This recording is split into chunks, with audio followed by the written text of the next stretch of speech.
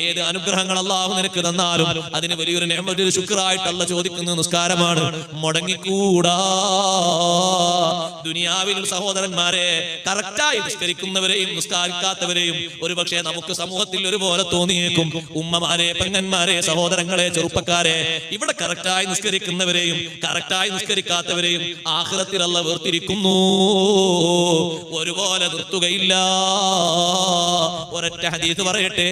അഷ്റഫുൽ ഖൽഖ് സയ്യിദുനാ റസൂലുള്ളാഹ് സല്ലല്ലാഹു അലൈഹി വസല്ലം തങ്ങൾ നിസ്കാരത്തെ പറ്റി ഒരു ദിവസം പ്രസംഗിച്ചപ്പോ തങ്ങൾ പറഞ്ഞു, മൻ ഹാഫള അലൈഹാ, കൃത്യമായും നിത്യമായും ഒരാൾ നിസ്കാരം പതിവാക്കിയാൽ എന്നും നിസ്കരിക്കുന്ന ആളാണ്, ടൈമിൽ തന്നെ നിസ്കരിക്കുന്ന ആളാണ്. അതാണ് കൃത്യമായും നിത്യമായും എന്ന് പറഞ്ഞാല്.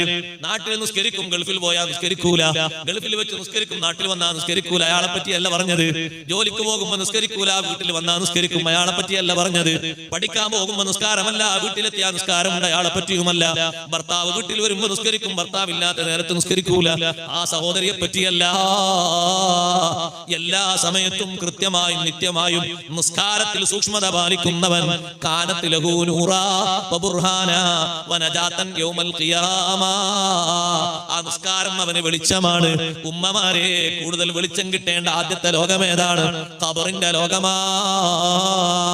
ഖബർ മൂടുന്നതിന്റെ മുമ്പ് നിങ്ങൾ ഖബറിലേക്കൊന്ന് നോക്കിയിട്ടുണ്ടോ സഹോദരങ്ങളെ? മൂടുകല്ല് വെക്കുന്നതിന്റെ മുമ്പ് ഒന്ന് നോക്കിയിട്ടുണ്ടോ? ഒരു ചെറിയ ഇരുട്ട് കാണാറില്ലേ? 2 ചുമരിന്റെ വ്യാസത്തിലുള്ളൊരു ഇരുട്ട് കാണാറില്ലേ? മൂടുകല്ല് കൂടി വെച്ചു പോയാൽ പിന്നൊരു വെളിച്ചം അവിടെ കാണാനുണ്ടോ?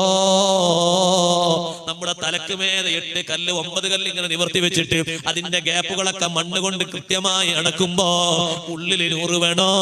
ഉള്ളില് പ്രഭ വേണോ? ഇക്കാണുന്ന വൈദ്യുതിയെക്കാളും പ്രവഹിക്കുന്ന പ്രകാശം വേണോ? നിസ്കാരം പതിവാക്കണേ, നിസ്കാരം കാത്തു സൂക്ഷിക്കണേ. ഒരൊറ്റ നിസ്കാരവും ജീവിതത്തിൽ ഖലാഖില്ലെന്ന് പ്രതിജ്ഞ എടുത്തോ? ഏതെങ്കിലും നിസ്കാരങ്ങൾ ഒഴിവായിട്ടുണ്ടെങ്കിൽ ഖാലിസായ തൗബ ചെയ്യുന്നതോടൊപ്പം മടക്കി നിസ്കരിച്ചോ? ചിട്ടകാല ജീവിതത്തിൽ ഒരു നിസ്കാരവും ഞാൻ ഖലാഖുലാന്ന് തീരുമാനിച്ചോ? സുന്നത്ത് നിസ്കാരങ്ങളും കാര്യങ്ങളൊക്കെ നിർവഹിക്കാതെ തറാവീഹ് നിസ്കാരം മറ്റൊന്നും നിസ്കരിക്കേണ്ട ഗതിയില്ലാത്ത രൂപത്തിൽ നമ്മൾ നിസ്കാരം മുടക്കികളായി മാറരുത്.